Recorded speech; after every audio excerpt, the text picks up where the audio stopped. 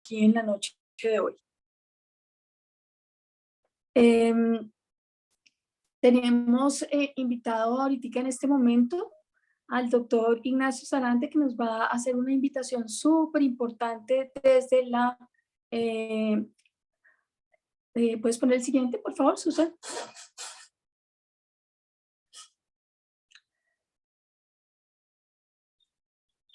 Es un simposio súper importante desde la Asociación Colombiana de Médicos Genetistas. Y Nacho, por favor, bienvenido, gracias por estar acá. Si quieres, por favor, hacer la invitación, es para nosotros un honor acompañar este simposio y apoyarlo y difundir la información, así que están todos cordialmente invitados. Bueno, no, un placer estar aquí nuevamente con ustedes. La idea es invitarlos muy especialmente a todos los pediatras. El 27 va a haber un evento que vamos a dedicarlo específicamente al tamizaje neonatal. Y la mañana casi que es dedicada a pediatría y a todos los equipos de salud. La idea es que vamos a tener especialistas en cada una de las 6 nuevas enfermedades y vamos a proponerles a ustedes, mire, ¿qué pasa si me encuentro con un paciente positivo de biotinidasa? ¿Qué pasa si me encuentro con un paciente positivo de galactosemia? ¿Qué hago en el sitio donde ustedes estén? Esa es la idea de la mañana. Y en la tarde hablar de los laboratorios. ¿Cómo veo yo las pruebas? ¿Qué estoy haciendo con las pruebas? ¿Cómo son los puntos de corte, etcétera? Y también invitarlos en la anterior, el día 28, 29 y 1 de octubre, al simposio de genética médica. Vamos a tener temas que tienen que ver con neurodesarrollo, con crecimiento, con medicina personalizada, con cáncer en niños y en adultos, así que va a estar muy interesante. Y hemos gestionado a través de la sociedad que puedan tener ustedes disponibles en casos un precio muy especial o algunas becas que tenemos para que nos puedan acompañar. Muchísimas gracias por el espacio, un saludo y los esperamos allí. Es en el Hotel Sheraton en Bogotá, es presencial y también tenemos el servicio remoto. Bueno, muchas gracias. Nacho, muchas gracias por estar acá y gracias por la invitación y por la generosidad con las becas. Ustedes ya recibirán mañana una carta de invitación para que los que estén interesados se comuniquen con Susan y le hagan llegar pues su solicitud completa para pues proceder nosotros a inscribirlos. Así que muchas gracias, Nacho, por estar acá y Un por la placer, hasta invitación. luego. Un abracito, que estés bien. Bueno, vamos a pasar entonces ahora a nuestro webinar del día de hoy. Y es un tema que yo considero que es de central importancia. La razón es que vamos a hablar un poco de la humanización en la atención médica y el cuidado del cuidador. Vamos a hablar de nosotros. Y para esto tenemos invitado a una persona muy especial, es la doctora Silvia Rivera Largacha. Silvia es profesora asociada de la Escuela de Medicina y Ciencias de la Salud de la Universidad del Rosario. Es psicóloga de la Universidad Javeriana y tiene formación en psicoanálisis. Desde el 2011 forma parte de la GESCTP, que nos tienes que contar después qué significa exactamente, porque no, me imagino que es una sociedad importante de psicoanálisis. Obtuvo el máster TEA en estudios culturales en la Universidad de Paul Valéry en Montpellier y su doctorado en psicología y ciencias de la educación en la Universidad Católica de Lovaina. En sus actividades como docente y su trabajo de investigación se ha interesado por estudiar la construcción social y psíquica del cuerpo y las condiciones de salud mental en diferentes espacios sociales, escenarios de evidencia, uso de drogas, marcas corporales, prácticas de la intervención clínica. Desde esta perspectiva de trabajo ha hecho investigaciones sobre el impacto subjetivo de las políticas y las prácticas de atención en salud, particularmente en los campos de la humanización de los servicios de atención psicosocial y de salud, y las representaciones sociales de la maternidad y del dolor. Para nosotros es un honor tenerte aquí, Silvia, en este espacio que es mucho más personal, mucho más para nosotros, y gracias por aceptar la invitación, porque sé que el reto de hablarle a los médicos es un reto que te gusta, pero no siempre es fácil. Muchísimas gracias. Bueno, no, a ti, Marisabel, muchísimas gracias por esta invitación, porque pues como tú lo has dicho, para mí es un reto siempre hablarle a los médicos, es lo que hago todos los días, pero siempre encuentro como una novedad y algo diferente que co-construir con los que ahora desde hace 13 años casi que son mis colegas dentro de la enseñanza de de los futuros médicos. Entonces, voy a comenzar un poquito como hablando de este tema de la humanización en la atención médica y el cuidado del cuidador. Eh, Les voy a explicar qué es la GESCTP, es el Grupo de Estudios Sociales de las Ciencias, las Tecnologías y las Profesiones. Yo desde hace 10 años hago parte de este grupo y básicamente es un grupo que yo entré al Rosario siendo profesora de psicología, en la escuela de psicología, y poco a poco me fui acercando a este grupo que son un grupo diverso. Son antropólogos, sociólogos, médicos que estudian el tema de las ciencias como un objeto de estudio de las ciencias sociales, es decir, que son gente que mira la ciencia desde una perspectiva crítica y desde cómo quienes hacemos ciencia y quienes trabajamos con la ciencia podemos transformar el mundo, pero también cuáles son las narrativas que hay en esa transformación del mundo. Entonces, estas personas básicamente lo que hacían desde hace 5 años, cuando entraron a la Universidad del Rosario, hoy en día ya tienen casi 15 años en la Universidad del Rosario, a la cabeza de Emilio Quevedo, que es un médico, historiador, que desde hace mucho tiempo se dedica a hacer la historia de la medicina en Colombia. Entonces, el trabajo de él ha liderado a todo un grupo que ha introducido el sociohumanismo dentro de la formación de los médicos en la Universidad de Rosario. Y es ahí donde yo entro. Ustedes dirán, pero una psicóloga, ¿qué hace ahí? Pues justamente yo tengo una pasión profunda por la historia, por la sociología y por la antropología, y creo que son herramientas claves para entender nuestro quehacer como profesionales de la salud. Entonces es desde ahí, desde donde voy a hablarles. También les voy a hablar desde mi práctica. Yo tengo 2 espacios de práctica que en esta conferencia van a ser como centrales en lo que les voy a contar. Y es que yo soy mentora de estudiantes de medicina. Todos los profesores de la Facultad de Medicina tenemos un grupito de 10 o 12 estudiantes que desde primer semestre están con nosotros y vamos llevando un trabajo de trayectoria, de acompañamiento, tanto académico, pero en gran parte también emocional, sobre quiénes son, qué esperan de su carrera, cómo enfrentar el día a día de la formación, que no siempre es fácil, y cómo verse en el futuro, qué lugar quieren encontrar como futuros médicos y médicas. Y también desde hace 2 años y medio hago un trabajo de cuidado del cuidador en el campo humanitario. Hay una ONG que tiene personal en todas las regiones más difíciles de Colombia, en Arauca, en Guajira, en Tumaco, en general zonas en donde hay altos índices de violencia, y desde hace 2 años y medio entonces estoy acompañando a los psicólogos, trabajadores sociales, médicos, enfermeras y todos los diferentes profesionales que trabajan en esta ONG cuidándose a sí mismos, ¿sí? Porque es un trabajo de altísimo impacto psicológico donde pues hay cosas como pasar días enteros oyendo a mujeres y niñas víctimas de tráfico y de violencia sexual hasta estar en medio del conflicto. Es lo que un poco las personas que hablan conmigo viven.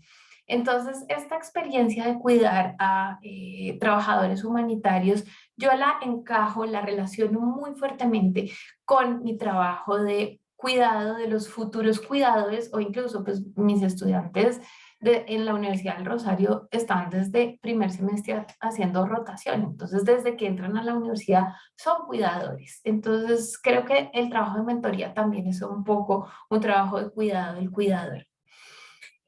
Entonces, con respecto a, ya entrando en materia, con respecto al trabajo que ustedes hacen cotidianamente, lo que yo veo como investigadora en ciencias sociales es que la exigencia social frente a los profesionales de la salud es cada vez mayor en términos de eficacia y eficiencia. Y muchas veces ustedes no necesariamente, algunos sí, por cuestiones muy particulares, pero muchos de ustedes se ven con recursos económicos, sociales organizacionales, psicológicos e incluso recursos estructurales muy escasos para poder responder a estas demandas que cada vez son más crecientes. Un poco la crisis del COVID-19 mostró los efectos psicológicos de esta situación, de esta sobreexigencia cada vez más fuerte que tienen los profesionales de la salud. Y pues acá simplemente traigo algunos de los artículos que muestran los riesgos para la salud mental e incluso para la salud física que fueron agravados, porque no es que la crisis haya llegado con esto, se agravó una situación que ya estaba presente en los espacios de trabajo clínico, no solo hospitales, sino en general el personal sanitario, pues ya tenía unas condiciones de estrés excesivo en sus espacios de trabajo. Entonces, las afectaciones del COVID-19, de la situación de crisis sanitaria, pero también de las crisis previas con las que venía nuestro sistema de salud a nivel internacional, porque estas son investigaciones internacionales que lo muestran, es el estrés organizacional, el daño moral, burnout y una categoría que de pronto algunos de ustedes no conocen, que es la fatiga por compasión. El daño moral se entiende, para que tengamos un poquito más claro, como la angustia psicológica que resulta de acciones o falta de acciones que violan la moral y los estándares éticos propios.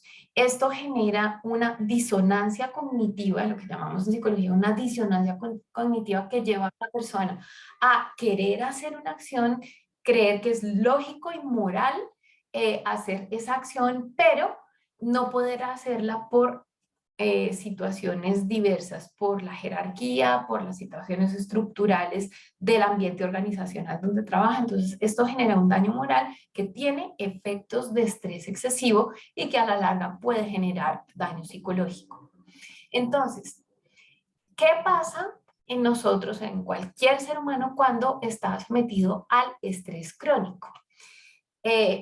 Dos de los diagnósticos más frecuentes hoy en día, y especialmente para los profesionales de la salud, es el burnout o síndrome de desgaste y la fatiga por compasión. El burnout, de pronto ustedes lo han oído más frecuentemente. Me voy a centrar un poco en la fatiga por compasión o trauma vicario, que es una categoría que surge en los años 90 a partir de los trabajos de Charles Figley. Y este investigador o director del Instituto de Traumatología de la Universidad de Tulane va a plantear que que él observa, pues va a plantear a partir de trabajos estadísticos y tanto de cualitativos como cuantitativos, que hay personas en el gremio, en el medio de la salud, que están sistemáticamente afectadas por el trauma de las personas a quienes atienden. Entonces, lo identifican profesionales de la salud como enfermeras, terapeutas, trabajadores sociales. Luego, estos estudios se van a llevar también a educadores y trabajadores humanitarios, que son dos tipos de trabajadores que también trabajan frecuentemente con el trauma. Entonces, este experimentar de forma indirecta los efectos del trauma que padecen otras personas, cuando el cuidador cuida a estas personas afectadas, hay algo del trauma que de alguna manera comienza a afectar al cuidador. Y la sintomatología tanto de la fatiga por compasión como del burnout es similar a las personas con trastornos por estrés postraumático o diferentes trastornos relacionados con trauma. Esta sintomatología se caracteriza por reexperimentar la sensación de trauma. Muchas veces mis estudiantes me cuentan, y una que otra vez colegas también, obviamente en el espacio de cuidado del cuidador, que pocas veces ha recibido médicos, pero ahí llegan de vez en cuando. Hay una reexperimentación, un revivir la situación con una gran carga emocional. Personas, me acuerdo especialmente de una mujer médico que llevaba muchos meses ya, 3 meses, escuchando historias de abuso sexual, y ella no logró calcular el impacto que esto iba a tener en su vida cotidiana. Entonces era una mujer que llegaba y no podía dormir bien porque todas las noches se soñaba con sus pacientes y frecuentemente pues esta reexperimentación, incluso en ensoñaciones diarias, como iba por la calle y se comenzaba a acordar de lo que había oído hacía 2 días, hacía 3 días en consulta, y su vida se veía impactada. También la evitación y el embotamiento psíquico, actitudes de distanciamiento tanto físico como afectivo de las personas, o hiperactivación o hiperarousal, un estado de tensión y alerta permanente y reactividad, como esas personas que viven como nerviosas todo el tiempo. Es muy frecuente verlo, tanto estos dos modelos, ustedes de pronto incluso lo pueden ver dentro de sus espacios de trabajo cotidiano, gente que tiende a la habitación o gente que vive como en esta situación de tensión permanente. Entonces, este problema, eh, todos estos problemas relacionados con el estrés afectan obviamente la eficacia, la eficiencia y finalmente la calidad del servicio de salud. Y por eso estas afectaciones nos ponen dos grandes retos. Uno, la humanización, y dos, el cuidado del cuidador. Yo cada vez me doy cuenta más revisando la literatura y por mi actividad clínica, también por trabajo de campo en donde he ido recolectando información, que la humanización es absolutamente, dentro de la humanización es absolutamente indispensable tener un espacio reservado para el cuidado del cuidador. La humanización tiene que estar basada en una forma diferente de ver a nuestros cuidadores y de que nuestros cuidadores se vean de manera diferente. Entonces, les voy a explicar esta idea a lo largo de los minutos que siguen. Yo tengo este tic profesional de psicoanalista, y es que todo lo tengo que explicar con la historia, ¿sí? Si no entiendo la historia previa, no puedo entender el resto. Y por supuesto, también este tic fue reforzado por Emilio Quevedo y por todo su grupo de historiadores que en 10 años me han ido convirtiendo un poco en una historiadora, tanto de la psicología como de la medicina. Y entonces comencé a mirar en la historia qué nos podía explicar el que hoy en día tengamos la medicina que tenemos, incluyendo la deshumanización. Entonces, en el siglo XVII, la formación de una medicina ilustrada, la cual todos agradecemos. Ustedes todos y todas están sentadas ahí gracias a esta medicina ilustrada que contemplaba la idea del uso de la química, la física, la matemática, la anatomía en la constitución de una nueva disciplina, de una nueva práctica de intervención sobre el cuerpo que realmente curara a las personas.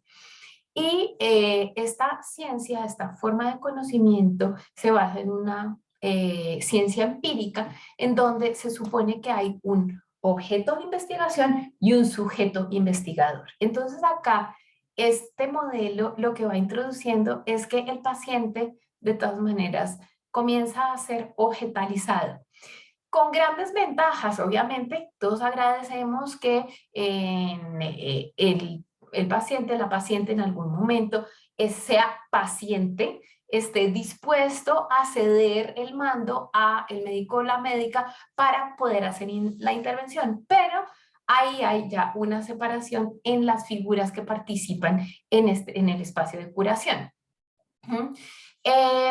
¿Por qué? Porque desde la lógica del empirismo, que posteriormente en el siglo XIX se va a como concretar en la filosofía positivista,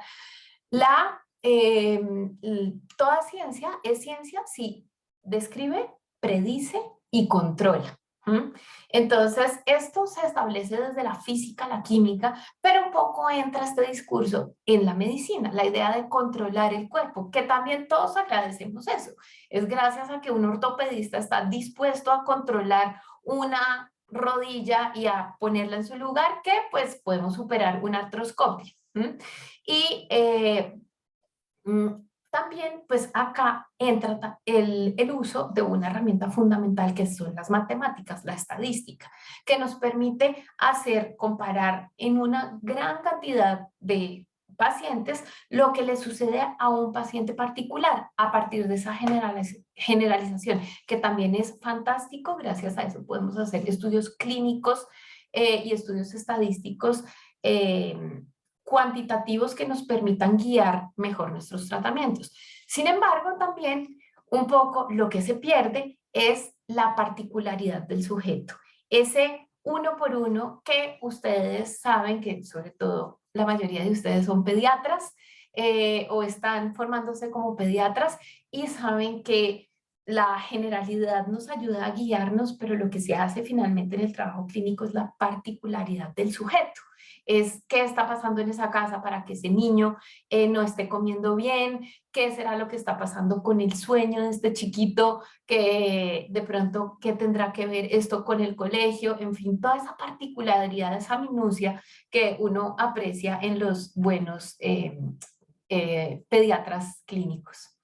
Entonces, hay un elemento material, hay varios elementos materiales que hacen parte de la deshumanización. Se podría hacer otra conferencia sobre eso, pero yo me voy a centrar en uno que me encanta siempre contar en clase, y es un texto de Foucault que se llama La incorporación del hospital en la tecnología moderna, que este texto es de 1978. Y él lo que explica en este texto es que los hospitales, tal y como los conocemos hoy, y esta medicina moderna, tal y como la conocemos hoy, surge en Francia cuando termina la Revolución Francesa. Cuando termina la Revolución Francesa, los revolucionarios dicen, bueno, esto que tenemos acá, estos hospitales, unos depósitos de gente pobre, prostitutas, ladronzuelos, gente que va allá realmente a morirse, y hay un par de monjitas que los están medio cuidando.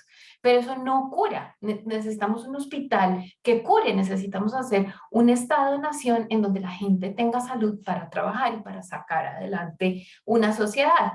Entonces, unos 3, 4 años después de la Revolución Francesa, se reabren los hospitales con una nueva lógica, y es una lógica ilustrada, una lógica de que la medicina puede curar, que la medicina cura a partir de la investigación y de la formación permanente de los médicos, y por eso los estudiantes de medicina comienzan a ser parte fundamental de los hospitales, y se estructura un hospital que comienza a ser un hospital para salvar vidas.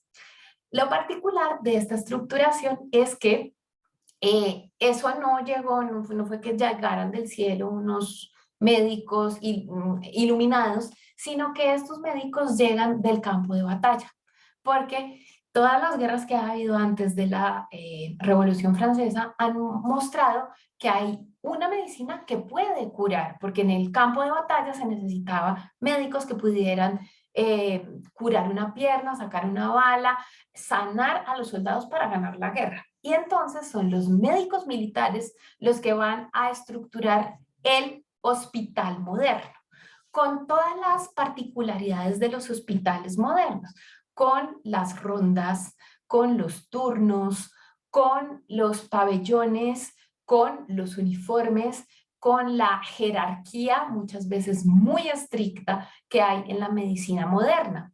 Todo esto viene de un modelo militar, y ustedes tal vez lo sintieron en los primeros semestres de medicina, y hoy aún lo sienten como esta rigidez que muchas veces tiene el modelo médico moderno. Pero a mediados de los años 50 cambia el paradigma un poco, pues este hospital del siglo XIX y del siglo XX cada vez se va tecnologizando más, y hay una nueva, digamos, un nuevo cambio adentro de la medicina, y es que en los años 50 hay una transición epidemiológica de enfermedades. ¿Qué quiere decir esto? Que entre los 50 y los 60 comienzan a disminuir las enfermedades crónicas, las enfermedades infecciosas, perdón, ya el efecto de que haya vacunaciones masivas, que haya antibióticos, hace que haya una disminución radical de estas enfermedades agudas, y la prevalencia mayor desde entonces son las enfermedades crónicas. Entonces, ¿qué sucede? Que este modelo de medicina que era altamente jerárquico, en donde el médico era el que sabía y de ahí para abajo, pues, se iba distribuyendo el poder, se enfrenta a una coyuntura y es que las enfermedades crónicas no se solucionan con la omnipotencia del médico, sino que se solucionan con el trabajo conjunto con el paciente, porque las enfermedades crónicas dependen de los estilos de vida. Entonces acá debería haber cambiado un poco la relación médico-paciente y esta estructura jerárquica debería haber cambiado. De hecho, hay un texto maravilloso de Thomas Szasz que en los años 50 se escribe: esto ya comenzó, esto ya va a haber de aquí en adelante una medicina más democrática, una medicina desjerarquizada. Ese es el futuro de la medicina. Pero no sucedió así. Resulta que que hay varios factores que hicieron que ese proceso en donde se iba a democratizar un poco las relaciones de poder no sucediera como Szasz lo esperaba, por lo menos.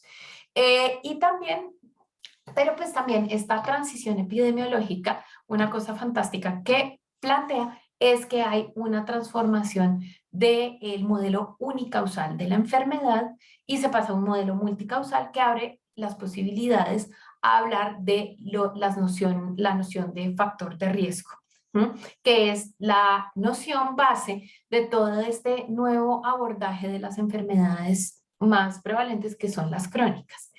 Y hay una nueva noción de salud acá. Entonces, ya desde el siglo XIX se sabía que en la salud era importantísimo el control de los agentes etiopatológicos, los microbios, todos esos agentes que producían enfermedades infecciosas.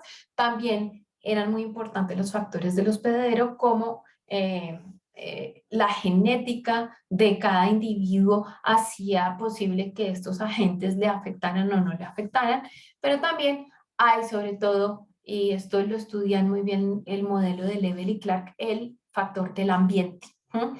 Acá la cuestión es, y la discusión que se ha dado desde los años 50 es qué tan importante y qué tan no importante es el ambiente y qué constituye el ambiente.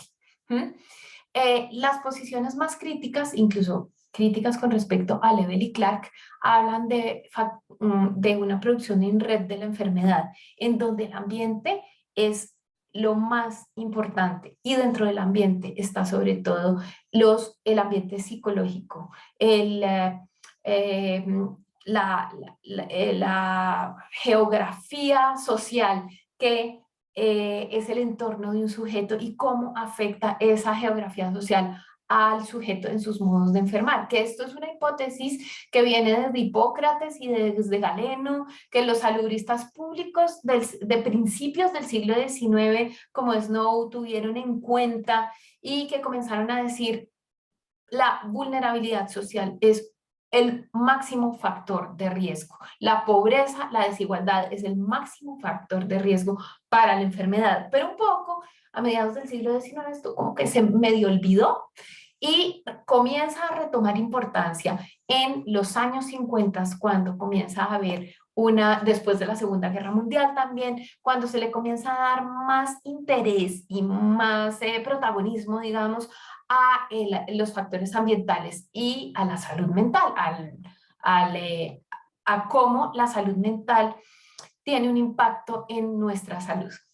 Y es de ahí donde yo creo que comienzan a surgir todos los nuevos discursos sobre la humanización de la medicina y la atención en salud, que además tiene mucho que ver con las guerras también, porque un poco la medicina moderna se va, digamos, fortaleciendo teóricamente y técnicamente en las guerras, pero con todo lo que implica el crecer técnicamente en una situación de guerra. Y es como ese olvido del sujeto, de la particularidad, de los afectos Y por eso en los años 50 y 60 se retoma todo este discurso de la humanización y del sujeto que está detrás de la atención en salud, tanto paciente como el profesional de la salud. Entonces ya más adelante, a partir de los estudios de Bandura, Omar Sultan Haque y Adam Weitz, que son dos psicólogos alumnos de Bandura, van a meterse a los hospitales y van a comenzar a explorar, bueno, ¿por qué se da la deshumanización en la atención en salud? Entonces, de Bandura van a decir, a partir de los estudios de Bandura, que Bandura estudia la deshumanización no solo en el contexto de salud, sino en todos los contextos, van a decir en casi todos los casos, la deshumanización permite a la gente experimentar menos preocupaciones morales en sus acciones hacia otros, es lo que van a decir estos teóricos. Y cuando sucede esto, las personas pueden justificar actos que de otro modo serían considerados nocivos y que serían juzgados socialmente. Entonces, en este texto van a plantear estos dos teóricos que las prácticas de desindividualización, estandarización de los procedimientos, aumento de la eficacia, ahorro de recursos, que a la gente le pongan un número en vez de ponerle el nombre, que se les esconda como con ropas quirúrgicas permanentemente, que haya una desintegración del trabajo clínico con respecto a la familia muchas veces, que haya estas barreras impuestas por la tecnología. Eso es lo que estos dos psicólogos identifican como el origen de la deshumanización. Y ellos plantean que pues todas estas barreras tecnológicas deterioran y evitan la agencia del paciente, o sea, la posibilidad de que el paciente tome decisiones por sí mismo y además sea protagonista en su propio proceso de curación. Y también plantean que hay una disimilitud, una asimetría del poder entre el paciente y el médico. O sea, que eso que en los años 50 se esperaba que sucediera, ya en los años 2000, cuando estos dos psicólogos van a hacer la investigación, pues no se ha dado esa democratización de igual a igual en el trabajo entre profesionales de la salud y pacientes, eso no se ha dado. Y también yo añadiría, hay textos que se han hecho en Latinoamérica que hacen eco a estos estudios psicológicos, y en países desiguales hay una asimetría también en los equipos de trabajo, ¿sí? Uno ve que en los equipos de trabajo, y lo que dice la literatura es que los equipos de trabajo en Europa, en Estados Unidos, en países, digamos, con menos desigualdad, no son tan fuertes estas disimetrías. Y entonces hay mejor comunicación entre personal de enfermería y personal médico. Pero en países desiguales, como es frecuentemente el caso de Colombia, esta comunicación es mucho más complicada por la disimetría entre los grupos. Este mismo artículo del que les hablo habla de que la esencia de la deshumanización es la negación de una mente característicamente humana de la persona que tenemos enfrente. Entonces, cuando hay dos características de la mente humana, según estos dos autores, basados en diferentes referentes filosóficos. Pero primero, cuando humanizamos, entonces tenemos en cuenta que el otro tiene experiencia, o sea, tiene capacidad para percibir sensaciones físicas o tener emociones. Y lo segundo, cuando humanizamos al otro, consideramos que tiene agencia, o sea, capacidad de planificar, intentar ejercer y finalmente ejercer una elección. Entonces, cuando deshumanizamos, negamos la experiencia, creemos que los demás son máquinas insensibles y que no sienten físicamente ni tienen emociones, o creemos que no tienen agencia, o sea, los tratamos como si fueran animales salvajes, irracionales, incapaces de tomar ninguna decisión. Este estudio del que les hablo, pues se centra en que la responsabilidad de la deshumanización es la protocolización de la atención en salud y la burocracia. Ahora, yo estoy de acuerdo en parte en eso, pero también creo que es una visión un poquito corta. Y eso es lo que he tratado de hacer en mi trabajo de investigación. Y lo que he tratado de conciliar es la teoría de la deshumanización con las diferentes teorías de la violencia. Esta de Joan Galtung me parece especialmente útil para entender, porque la deshumanización es un tipo de violencia. Y lo que vemos es la violencia directa, generalmente es en urgencias, a la paciente que llega, por ejemplo, con quemaduras y de pronto no tienen el protocolo para hacer de manera adecuada la quemadura por ácido. Pues yo acabo de dirigir una tesis sobre mujeres víctimas de quemaduras por ácido, y entonces una de las cosas que es supremamente violenta para estas mujeres es que llegan a los sitios de urgencia y no hay suficientes recursos ni económicos, ni materiales, ni tampoco instrucción del personal para hacer la limpieza adecuada de las heridas. Y además hay ciertas formas de violencia de género muy fuertes. Hay varias mujeres que dan testimonio de que cuando llegaban quemadas por ácido, muchas veces el personal de salud les decía, ¿quién sabe qué hizo para que la quemaran así? ¿Quién sabe, eso lo hizo su marido? ¿Quién sabe qué le hizo a su marido para que le hiciera esto? Que es muy frecuente también en diferentes tipos de violencia doméstica encontrar ese tipo de falta de sensibilidad que termina siendo una forma de deshumanización. Pero estas formas de violencia y de deshumanización siempre tienen una base cultural y una base estructural, ¿sí? Hoy en día, este año, por ejemplo, salió la Ley de Humanización del Parto, que tiene como correlato tácito la aceptación de que hay ciertas formas de violencia obstétrica y que se necesita una ley como esta para poder dar lugar a esas formas de deshumanización que muchas veces se presentan en el parto.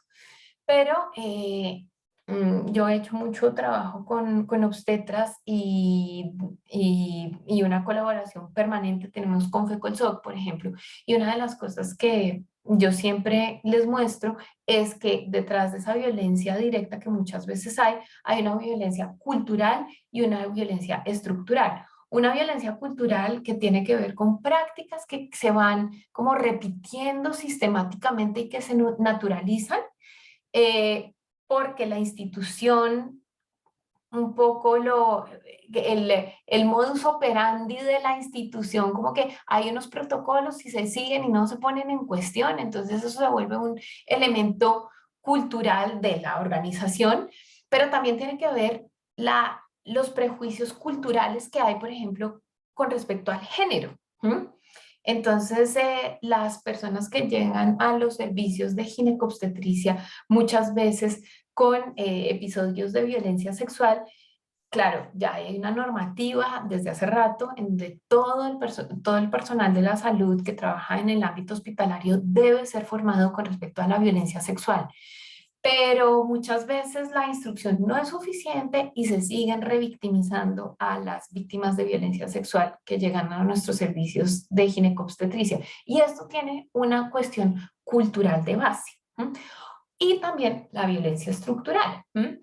Yo he hecho observación de campo en muchos hospitales y yo veo que es que después de 20 horas de estar haciendo turno, ya la gente anímicamente no responde igual de bien, ¿sí? O cuando tenemos un servicio donde tenemos 20 camas y la rotación permanente cada hora es de 40 personas que tenemos que medio acomodar en las 20 camas que tenemos, hay una cuestión estructural que genera violencia. Entonces, no es la cuestión de la deshumanización, no es una cuestión individual de algunos médicos y enfermeras, es una cuestión estructural.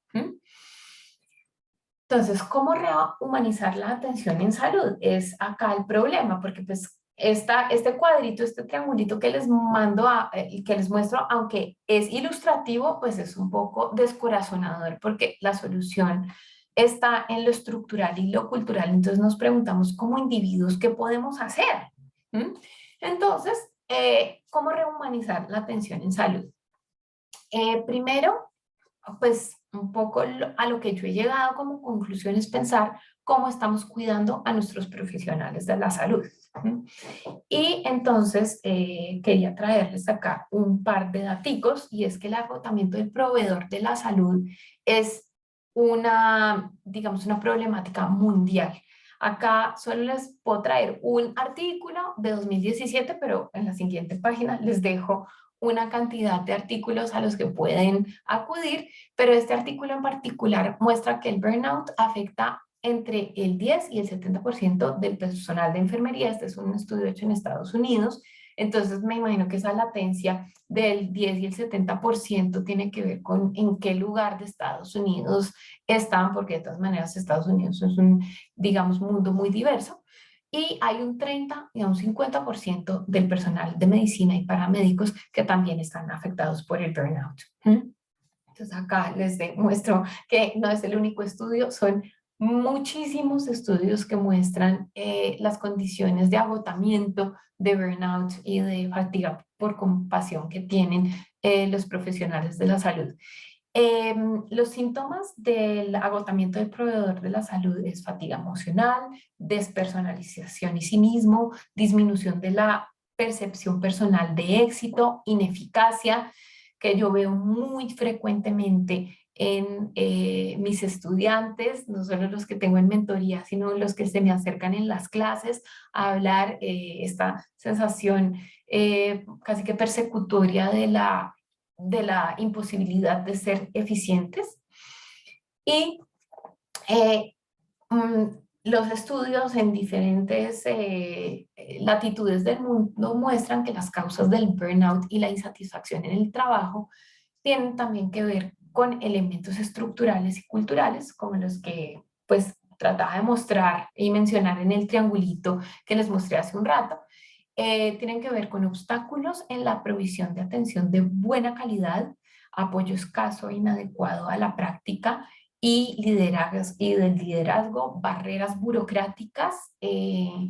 Yo sé que en Colombia son difíciles, pero parece que es una dificultad también internacional, esta cantidad de prácticas burocráticas que cada vez más tienen los profesionales de la salud que cargar sobre sus hombros, y un aumento de la burocracia y una disminución del contacto directo con los pacientes. En Estados Unidos, de pronto ya en la discusión me podrán contar un poquito, pero las historias clínicas en línea son una queja permanente que hay entre los profesionales de la salud en Estados Unidos.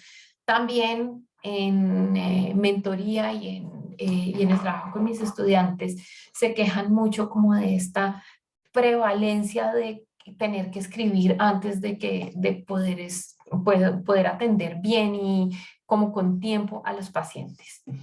Y pues acá a la izquierda de la pantalla ustedes ven el texto de donde vienen estas referencias. También el burnout lo asocian los profesionales de la salud con una disminución de la autonomía de la práctica, con el debilitamiento del liderazgo horizontal en el apoyo de los profesionales de la salud. Un poco, hay estudios que muestran cómo muchas organizaciones logran hacer liderazgos horizontales y de pronto pierden esa capacidad y vuelven al liderazgo vertical, o sea, a ese modelo clásico de jerarquías muy fuertes, y eso se resiente mucho dentro de los equipos. Un debilitamiento en el colegaje y en la justicia y el respeto. Hay muchos estudios que muestran esto. Disminución en la calidad y satisfacción del trabajo. Ingresos económicos insuficientes. Preocupación sobre la vigilancia legal y la seguridad del profesional. Pues todos sabemos pues que desde que el derecho, que es una práctica muy gringa, ha entrado cada vez más en sus prácticas de intervención clínica, pues es más difícil pues sostener el estrés. Y entonces, frente a este panorama tan difícil, que tiene bases estructurales, culturales, también individuales, la pregunta es, bueno, ¿qué hacer?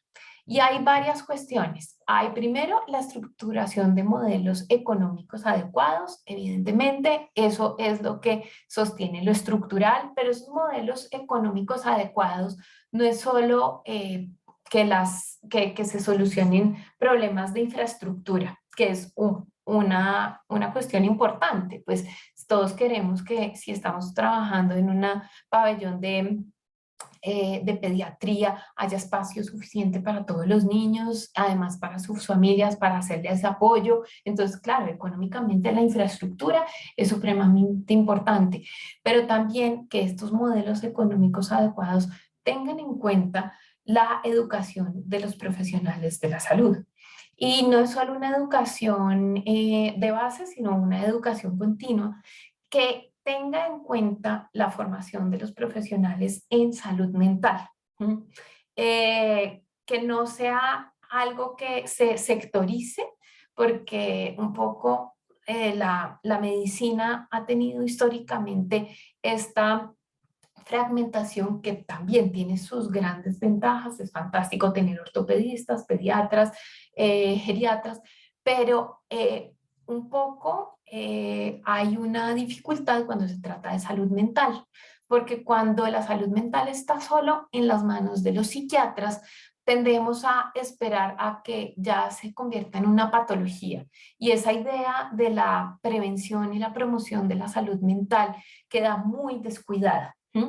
También, pues, como traté de hacerles ver al principio de mi charla, este descuido de la salud mental viene de esta estructuración muy militar de la medicina y de este gran desarrollo que tuvo durante las guerras antes de la Revolución Francesa y durante el siglo XX, en la Primera y la Segunda Guerra Mundial. Salimos de esas grandes guerras. La mayoría del trabajo de curación y de atención en salud hoy en día están fuera del campo de batalla.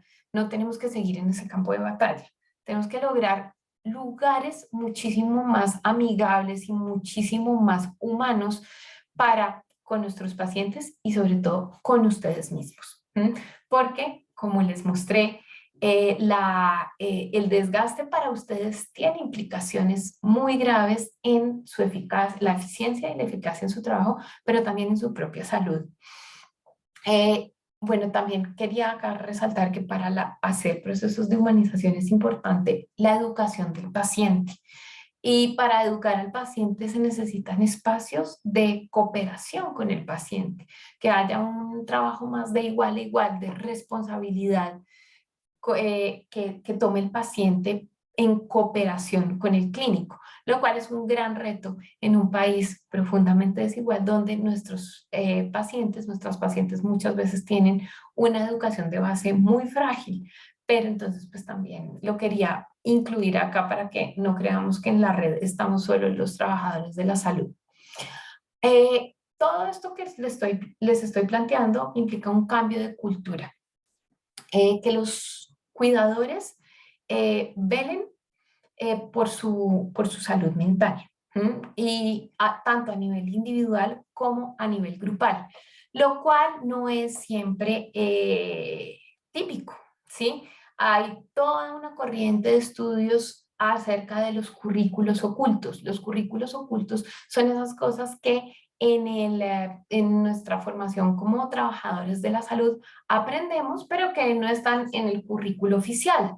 Entonces, está el médico con el que hice rotación y entonces era el pediatra non plus ultra, pues el que todo el mundo lo glorificaba, pero resulta que el señor llegaba, no saludaba a la familia, tenía un carácter, una gran incapacidad de conexión afectiva con los pacientes y con la familia. Y es esas señales, esos aprendizajes tácitos que el estudiante o la estudiante de medicina, de enfermería o de terapia observa y que va internalizando y naturalizando.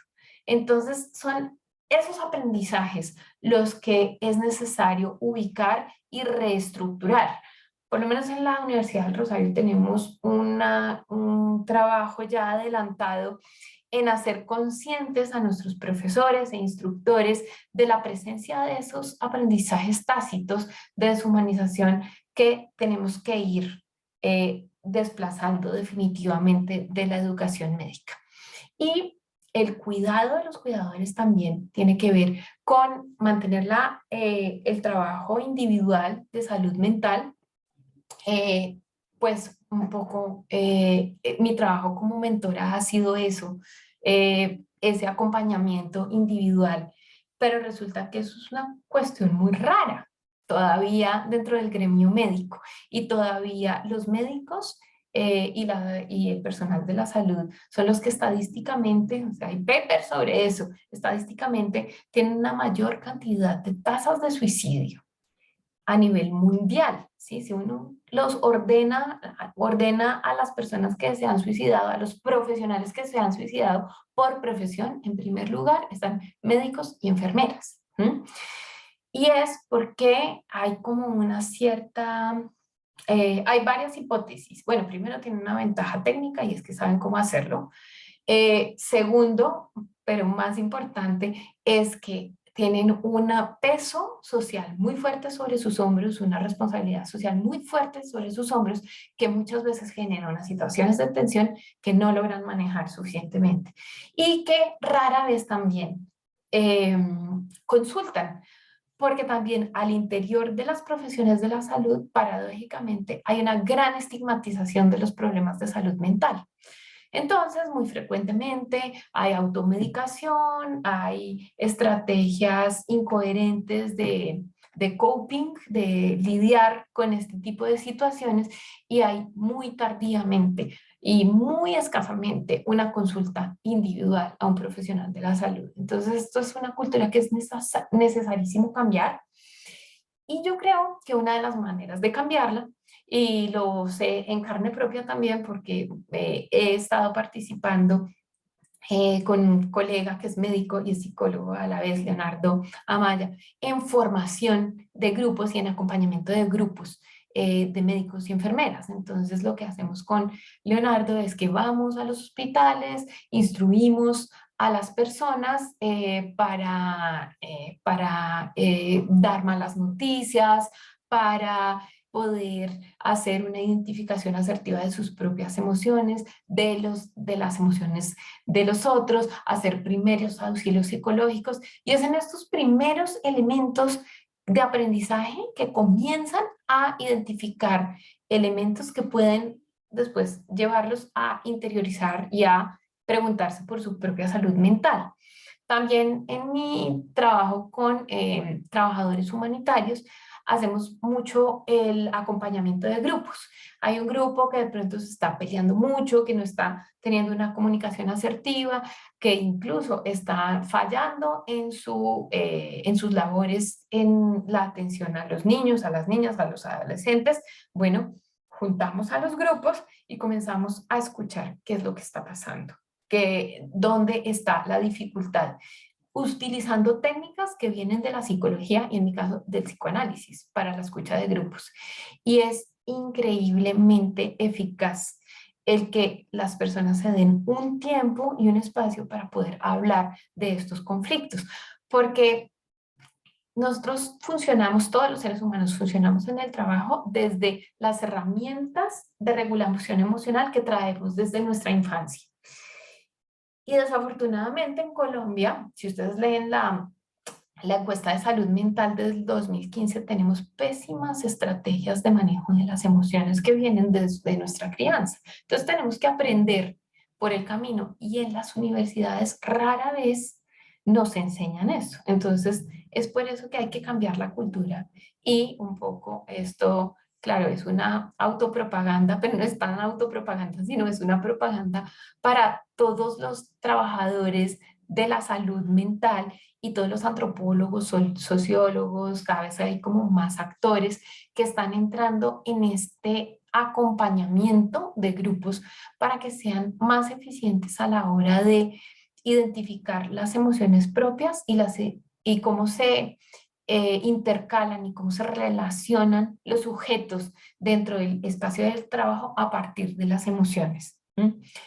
Eh, porque pues no solo trabajamos con lo racional, trabajamos con el afecto también.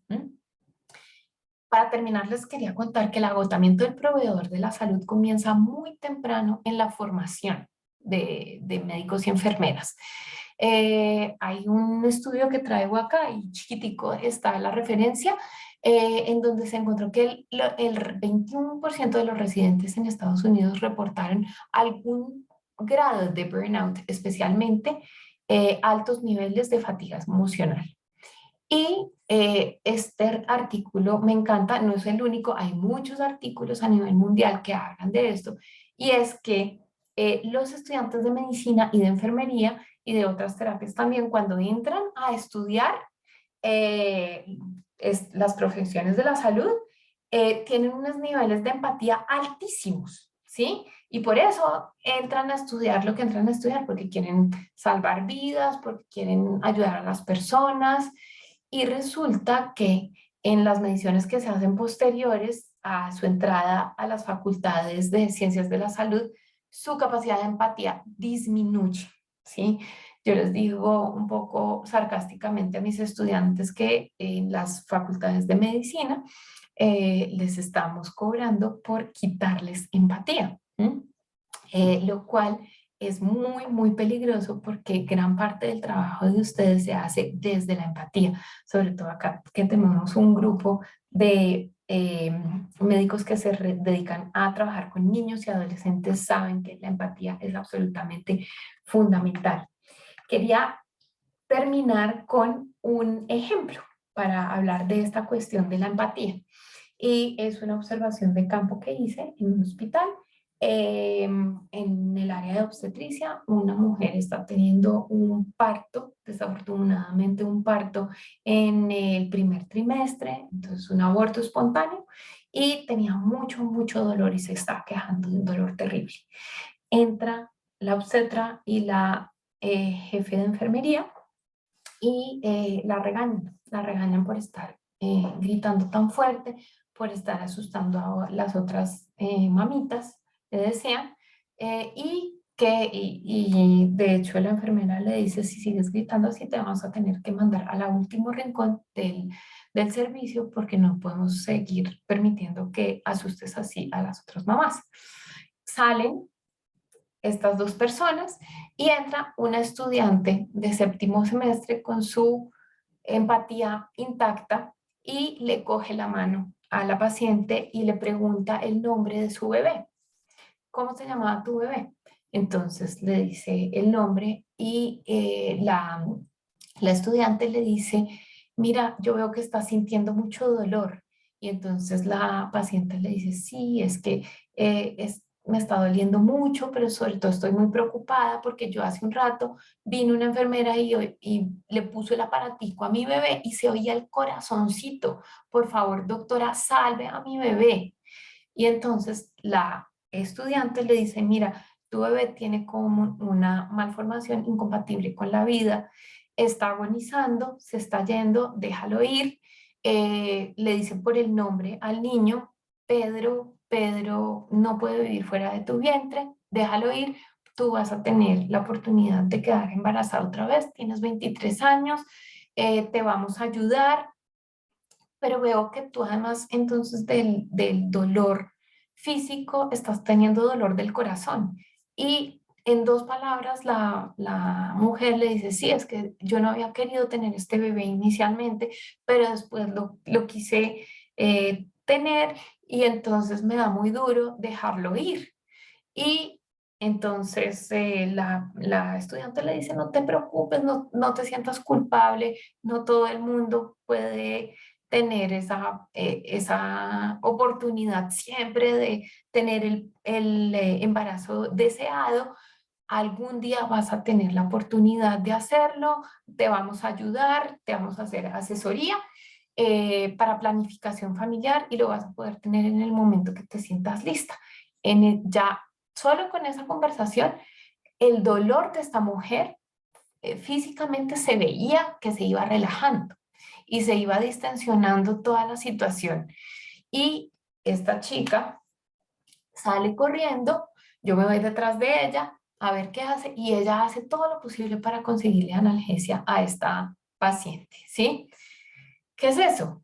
Es empatía intacta, ¿sí? Casualmente, no fue que lo buscara, pues, porque a mí me iban mandando a las personas que tenía que entrevistar, me mandaron 3 semanas después a la obstetra que tuve en esta observación, ella no se acordaba de mí, porque le hice algunas preguntas a ver si se acordaba, y lo que me doy cuenta es que es una mujer de 36 años que ha dado su vida entera por la organización, por la institución, tiene una narrativa de dedicación absoluta y de compromiso absoluto, pero no se estaba dando cuenta que toda su vida estaba absolutamente consumida por su trabajo y que en ese dejar consumir su vida era incapaz de ver la afectación que podía generar en otros. Eh, entonces, pues quería cerrar con esto porque creo que este estudio que hice sobre el dolor, que hasta ahora estoy sacando con un colega, con Diego Londoño, que trabaja en la Nacional, estamos sacando hasta ahora los artículos, pero este estudio nos hizo ver que es absolutamente fundamental que haya un cambio de cultura, aportar al cambio de cultura, para que esta idea que muchas veces ustedes adquieren desde su formación en pregrado y que continúa un poco en la práctica clínica de algunos de ustedes por cómo están estructuradas las organizaciones, esta idea de que tienen que sacrificarlo todo y que tienen que no escuchar las banderas rojas que se ponen en su vida con respecto a su propia salud mental y a los peligros que están corriendo su salud mental, esta cultura hay que cambiarla, definitivamente.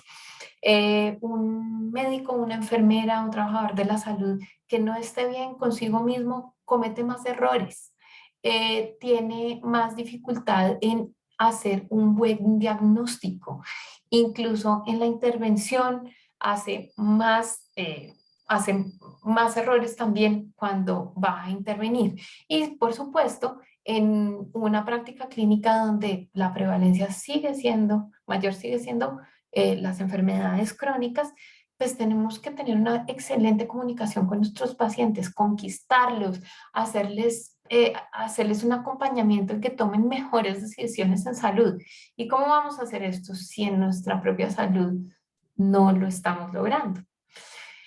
Eso era lo que quería dejarles como tema de discusión. Muchísimas gracias de nuevo a Marisabel Usher y a todo el grupo que me ha invitado hoy a la Sociedad Colombiana de Pediatría y pues a todos y todas las personas, todas las profesionales de la salud que están acá hoy muy a las 7 de la noche y siguen conectados escuchando esta conferencia. Entonces quería pues Bueno, mi Silvia, que tengan una pregunta. Bueno, María Isabel. si quieres dejemos de compartir pantalla y estamos las dos aquí. Muchísimas gracias por esta excelente conferencia. La verdad es que es un tema que yo considero que es central a nuestras vidas. O sea, nosotros escuchamos desde la Regional Bogotá muchas quejas de que el trabajo, de la parte laboral, de esos temas de la deshumanización y la presión que tenemos nosotros como médicos y como pediatras en general en el trabajo diario, la parte de la remuneración, todas esas cosas. Pero ¿cómo hacemos para que esto venga desde nosotros hacia las instituciones y que permee las instituciones, uno, para mejorar esa humanización? Yo pienso que hablábamos un poco antes de eso, de que debe venir desde lo individual hacia lo general, pero también cómo lograr que las instituciones vean que el tener a su gente comprometida, humanizada, sintiéndose bien, hablar de la salud mental con ellos sea importante. porque además tú ves esto y tú ves que hablamos de cuidado intensivo y hay 100 personas en la charla hablando de las últimas técnicas en cuidado intensivo, pero estos temas cuestan un poco más de trabajo. Entonces, ¿cómo logramos esto? Ujú. Bueno, es una pregunta súper compleja, da para una tesis de doctorado, pero yo creo en el trabajo mancomunado social de abajo para arriba. Yo sí veo que lo que se ha logrado con el nuevo currículo de medicina en el Rosario son estudiantes cada vez más conscientes de la necesidad de humanizar. Claro, los estudiantes no pueden cambiar el mundo y la estructura general, pero pasan cositas como que ya se sienten apoyados cada vez más por las directivas de la facultad en cuanto a identificar, detectar los actos de deshumanización y hacer también un seguimiento. Entonces, pues que si ven una mala práctica dentro del hospital puedan decirlo y puedan sentirse apoyados. Hemos tenido también, y sobre todo Leonardo Amaya, mi colega, que es médico, pues que a él lo llaman muchísimo más, yo voy a acompañarlo a estas charlas, pero él ha ido abriendo espacio para que en urgencias, ha trabajado con equipos de ortopedia, con diferentes equipos hospitalarios para que comiencen, por ejemplo, a aprender primeros auxilios psicológicos y dar malas noticias, ¿sí? Que es como algo que es como la punta de lanza que permite a las instituciones decir, bueno, si la gente logra dar malas noticias más eficientemente, entonces vamos a tener también como un flujo de pacientes como más eficaz, más adherencia a los tratamientos. Entonces, conectarlo con esa parte técnica que de todas maneras a las instituciones les interesa y mostrar el valor y la eficiencia que da esas técnicas, esas habilidades de comunicación. Y poco a poco es en estos elementos de aprendizaje que la cultura se va cambiando.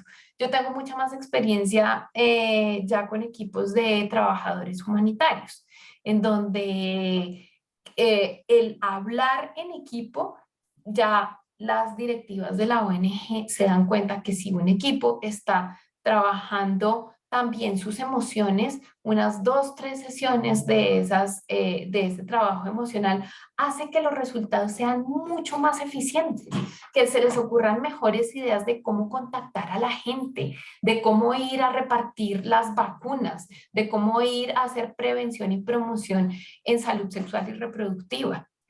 Entonces, ahí es un poco, si un trabajo de abajo para arriba, obviamente espero que en esta conferencia haya y o si no, que después la oigan personas que trabajan en las instituciones y que toman decisiones. Es hacerle visible también a esas personas que toman decisiones que dar estos pequeños espacios que además no son costosos, pueden salvar vidas. Hay estudios internacionales que muestran que poder aumentar las horas de sueño de los trabajadores de la salud de una institución disminuye hasta en un 30% la cantidad de errores quirúrgicos que se cometen en el cotidiano. Entonces, esto tiene un valor, es simplemente poderlo visibilizar y pues conferencias como esta pues ayudan muchísimo a visibilizar esto. Te hace una pregunta el doctor Andrés David Montoya, que dice, Ujú. profe Silvia, como todas las pandemias históricamente, la del COVID generó una crisis de credibilidad de la medicina. ¿Qué implicaciones trae esta coyuntura en el problema de la humanización? Eh, pues bueno, sí implica pues esta crisis tuvo muchas caras de la medicina, ¿no? No sé si ustedes se acuerdan, pero al principio de la pandemia salían las personas en España, por ejemplo, una hora a una hora exacta Aplaudir. aplaudir a los profesionales de la salud. Por su labor. No sé si la crisis de la credibilidad es exactamente con los profesionales de la salud o con la medicina, sino como con la política pública de higiene y de salud primaria. Y creo que más bien esto es una oportunidad para darle un lugar a la salud pública más fuerte y a la salud mental. Porque en cada familia, en cada barrio y en el caso de ustedes, en cada institución, vimos gente colapsar psicológicamente en todos los momentos de la pandemia. Entonces, esto tiene una implicación. Yo soy una optimista medio enfermiza y creo que, que esto solo nos abrió las puertas y los ojos para decir, no podemos seguir ignorando la salud mental. Y si aprovechamos este impulsito que tenemos, este gran impulso que nos dio la pandemia, y ustedes, profesionales de la salud, lo aprovechan, podemos hacer que el paradigma cambie y que la salud mental haya llegado para quedarse y que esa política pública tan bonita en el papel que tenemos en Colombia sobre salud mental se pueda implementar. Ustedes son los primeros que pueden hacer eso porque hay varios capítulos referentes a los profesionales de la salud. Entonces, pues es como la idea que se me viene a la cabeza.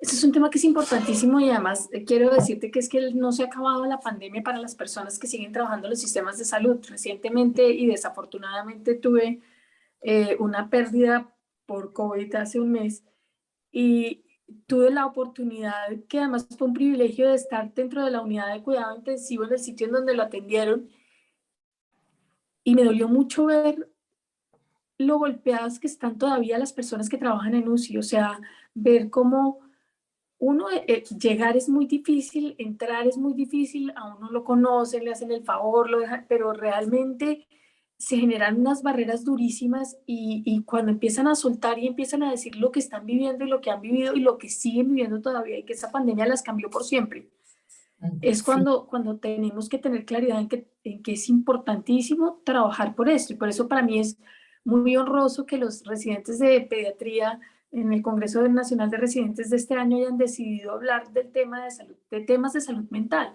Entonces es parte de la razón por la que yo pienso que esa sensibilización tiene que permanecer y tenemos que aprovechar esa oportunidad porque si no aprendemos de las pandemias y de las guerras no vamos a aprender de nada en la vida.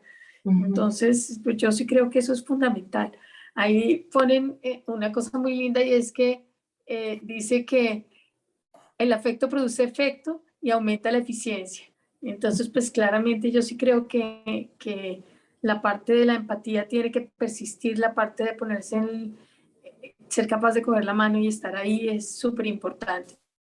Y la doctora Zulma Janet dice, la humanización definitivamente debe empezar por humanizarnos nosotros mismos. Se transmite lo que se es y lo que se tiene. Pienso que tener profesionales mejor remunerados y mejores condiciones de trabajo puede contribuir a ese proceso. Estoy totalmente de acuerdo y es una cosa por la que tenemos que trabajar todos. Pero muchas veces lo que hacemos es delegar en los demás eso. Es decir, nos quejamos y decimos es que no hacen suficiente, es que no, ¿qué estamos haciendo nosotros desde nuestra posición individual? ¿Sí? Desde lo que yo hago en el día a día y cómo lo transmito a las personas con las que trabajo o a las personas con las que estoy en contacto. Eso yo pienso que es fundamental. No sé qué experiencia tienes tú en de dónde deben venir los cambios y cómo hacerlos y nada, estamos oyéndote porque nos gustaría seguir hablando contigo todo el tiempo. Pues mira, esa última como narración de mi trabajo de campo, pues era como un poco mostrarles que incluso en estos servicios que están abarrotados, donde estamos cansados, donde hay un estrés permanente, pues hay personas que que logran imprimir desde actos pequeños una humanización. Entonces, ahí en los actos pequeños es que comienza a armarse el rompecabezas de esta como barrera que hay contra la inercia institucional de la deshumanización. Y yo he visto pues casos como, yo hablo mucho con Susana Bueno Lindo, que es una obstetra que ha hecho un gran trabajo con respecto a la humanización del parto. Y ella, ahí en pequeños detalles, en 15 años de estar trabajando y trabajando para que las madres puedan hacer parto en movimiento, para que lo puedan hacer en cualquier posición, ella se ha ido conquistando como pupilos por ahí, enfermeros por ahí, enfermeras, y poco a poco ha logrado hacer cambios dentro de las instituciones, lo que hoy en día le vale un lugar muy importante en hablar, pues la llaman desde las parteras del Chocó hasta la Secretaría de Salud de Bogotá para consultarle a ver cómo ir armando un poco los procesos de humanización, pero yo creo que fue también una decisión personal y una actitud tanto en lo clínico como en la gran generosidad que tiene ella para compartir este conocimiento. Cada vez que yo tengo una clase de parto humanizado, yo la llamo y ella viene y le habla a mis estudiantes. Entonces necesitamos muchas más personas como ella. Seguro que hay una cantidad. Trabajo mucho también con José María Solano, que es Conoces a Chepe muy bien. un perinatólogo que es absolutamente increíble y que en el hospital militar ha hecho todo un trabajo de escuchar. Incluso tenemos un caso muy bonito y es el plan canguro. ¿Sí? El plan canguro no es que al doctor Rey un día llegó el Espíritu Santo y lo iluminó. Es que el doctor Rey tenía un equipo de enfermeras fantástico, de estudiantes fantásticos que oyeron a las madres y a las familias rogar para que los bebés los dejaran cerquita y comenzaron a sistematizar eso y dijeron, ve, esto sirve. Tenemos 30 años de trabajo que muestran que eso salva vidas y también salva vidas psíquicas porque estos chiquitos y estas familias tienen unas bases, digamos, psicológicas muy fuertes que además blindan su salud mental. Entonces, pues yo creo que de esa historia podemos aprender muchísimo.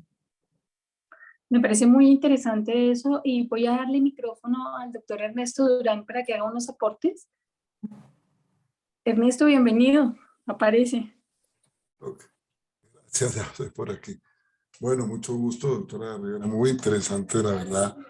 Muchas cosas que pensar, que irnos esta noche a reflexionar. Como decía, no dormir tranquilos pensando todas estas cosas que hemos dejado de hacer en la historia de todo el personal y de nuestra profesión y demás en esto que tú llamas la pérdida de la empatía, que me pareció, pues para los que somos docentes universitarios, eso es exactamente lo que vivimos. Yo los veo, los estudiantes en octavo semestre ya, y realmente me impresiono, pues como pediatra, de ver estas personas jóvenes, digamos, la falta sí, o sea, uno oye estos relatos de las madres, bueno, con excepciones, afortunadamente, de estos relatos duros de la vida, hoy, por ejemplo, sí, una chica de 14 años, madre, en una institución que además, pues, con un gran dolor, bueno, entonces, y como los estudiantes no perciben eso, ¿no? ¿Cómo es? El tema es el problema del niño, bueno, y la madre, y la depresión postparto y toda esta situación de estar en un embarazo no deseado. Nos falta mucho de esa empatía de ponernos en el lugar del otro, y creo que sí es muy interesante que hagamos unas reflexiones sobre eso. En la formación me parece muy importante lo que estás haciendo en la Universidad del Rosario. Bueno, los pediatras hemos tenido, en pediatría incluso se habla no de humanización, sino también se habla de hogarización, cómo volvemos las instituciones más cercanas a unos hogares. Y hay unas experiencias muy bonitas en el país, no aquí en la capital tanto como, bueno, en algunas instituciones privadas más, pero por ejemplo, de volver el hospital de colores y no pintarlo todo de blanco, sino ponerlo de rojo, de colores que le gusten a los niños, de llenarlo de juguetes. Bueno, tenemos a Paz Adams, que nos ha acompañado muchas veces y nos ha enseñado muchas cosas de eso, de cambiar todas estas instituciones en ese sentido positivo. Los mismos pediatras hemos, digamos, a partir de los derechos de los niños, de la misma Sociedad Colombiana de Pediatría, ha sacado, digamos, unos documentos, unas declaraciones invitando a todo el personal de salud a respetar los derechos de los niños en el hospital, como el derecho a estar acompañado por su familia, el derecho a recibir un tratamiento del dolor que muchas veces en pediatría se olvida, particularmente en campos como recién nacidos. Bueno, el derecho a saber. Un gran problema que tenemos con los niños es el tema de la información o de la desinformación. O sea, si no le informamos a los padres, a los adultos, imagínate, le informe a un niño pequeño, a un escolar de que tiene tal situación, que le van a hacer una intervención o que va a hacerse tal, pero no, eso simplemente es como dicen algunos, veterinaria, así. O sea, hay una objetivación de los niños en la historia de la pediatría muy fuerte, ¿no? ¿Por qué me trae el niño? La primera, ¿por qué me trajo pues el computador? Porque hay una objetivación del niño de que ni siquiera a veces hay comunicación de recibirlo desde la entrada, de entender que nosotros vemos niños, no padres. Y eso es todo un tema para lograr romper esos paradigmas de pediatría. Ha sido bien difícil, pues hay algunas personas pues que trabajamos estos temas desde estos espacios como la Sociedad de Pediatría hemos trabajado esto. Aquí con la doctora Clemencia en su momento impulsamos un proyecto muy bonito en la localidad Cuarta, y con la sociedad hicimos unas capacitaciones, con la regional, a todo el equipo de la Secretaría de Salud en esta localidad buscando unos cambios, y logramos algunos cambios en instituciones que se permitiera desde el acompañamiento 24 horas, o bueno, de muchas pequeñas cosas, como tú decías, que yo creo que van cambiando las cosas. Entonces sí es muy interesante, muy bueno que en la sociedad estemos retomando ese trabajo en ese tema que de pronto hace unos años tuvo como esos momentos, y creo que le debemos dar un trabajo continuo. Muchas gracias por la participación, y bueno, hay muchas cosas que aprender.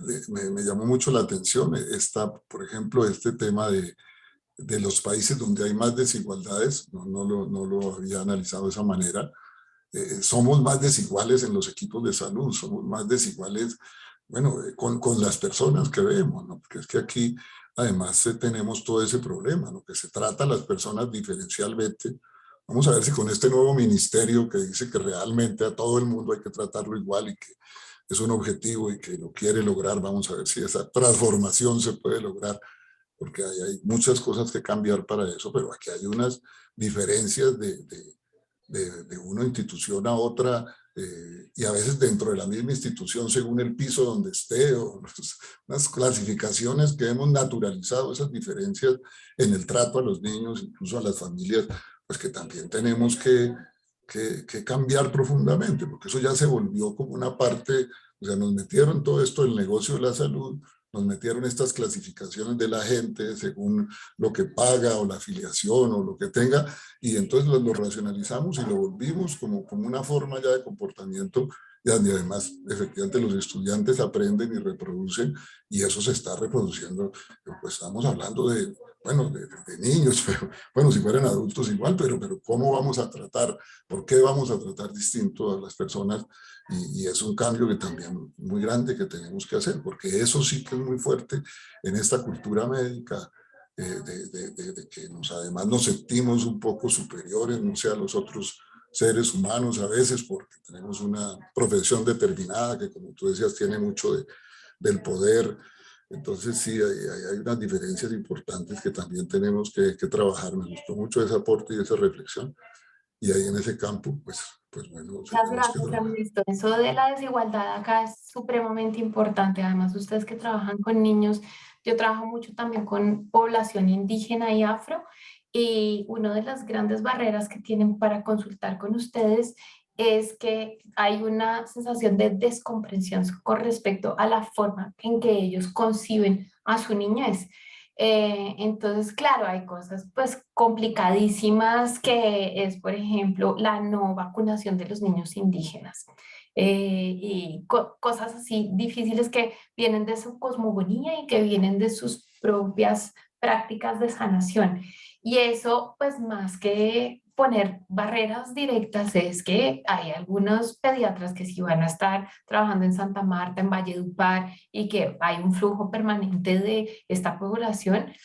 Uy, un cursito de sensibilización con respecto a, pues, a las prácticas de las comunidades con las que trabajan es absolutamente indispensable. Y un cursito con respecto a las diferencias de género y a las cuestiones pues de igualdad entre los géneros es supremamente importante, porque muchas veces, por ejemplo, la chica que me ayuda acá en la casa me dice que lleva al pediatra a su bebé y su bebé tiene asma y se le baja de peso muy fácil y va con el esposo y la regañan es a ella, ¿sí? Y al esposo no le dicen nada, nada le dicen, ella es la responsable. Entonces, estas cuestiones de género son aparentemente inocuas, pero tienen una centralidad en el seguimiento de los pacientes que ustedes tienen en sus manos absolutamente fundamental. Y además ustedes mismos tienen en sus manos la capacidad de transformar las relaciones de género en este país.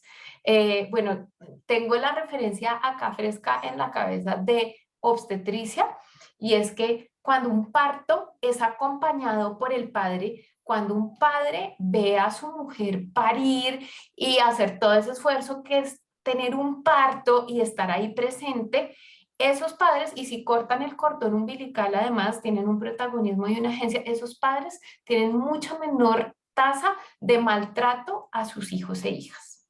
¿Mm? Y los padres que hacen canguro, también como se sienten más implicados, más contactados con ese bebé o esa bebé, también se implican mucho más en la crianza, tienen menos probabilidad de maltrato físico y sexual. ¿Mm? Entonces, pues esas son cosas que también ustedes en aprender un poquito de teoría de género y implicar más a los padres hombres, ustedes pueden cambiar la cultura de este país, pueden cambiar la raíz de la violencia de este país, que es el machismo, por ejemplo. Eso es ciertísimo y es súper importante porque además esa transmisión de cultura depende muchísimo de nosotros y de lo que hacemos nosotros en el día a día y como hablamos y cómo nos dirigimos con ellos. Hay un aporte de Lorena que me parece muy lindo. Dice, es importante generar espacios de diálogo con los pacientes y sus familias sobre la violencia estructural en los sistemas de salud. Muchas de las situaciones de agresión a profesionales de la salud son desencadenadas por una suma de situaciones que han violentado a las personas por mucho tiempo y muchos de los profesionales de salud no se interesan por indagar sobre esas situaciones en los llamados pacientes difíciles que entran en un círculo vicioso que amplifica esta violencia estructural porque finalmente son la cara del sistema de salud para los pacientes. Es muy importante. Y escribe John, de acuerdo con ustedes, no hay profesión más humanizante que la medicina y la pediatría, o por el contrario, una profesión más deshumanizante según el trato. Debemos aprender de habilidades comunicativas con las familias y buscar menos. Entonces, pues yo pienso que esta es como una puerta que estamos abriendo para empezar a hablar sobre estos temas, para visibilizar estos temas, volver otra vez a hacerlos parte de nuestro quehacer diario. Y pues quería darte las gracias por esta primera intervención y esta primera aproximación que tenemos para seguir trabajando en cosas mucho más interesantes y más importantes. O sea, ampliando este conocimiento que estamos adquiriendo contigo hoy. Muchísimas gracias por tenerte, por tu generosidad en el tiempo, por la disposición y por estar hoy acá con nosotros. Y estoy segura de que podemos hacer estudios, podemos trabajar en mostrar y visibilizar este tema que yo pienso que es fundamental. No, muchas gracias a ti, María Isabel, y a esta comunidad de pediatras que me ha invitado, que me ha abierto la puerta.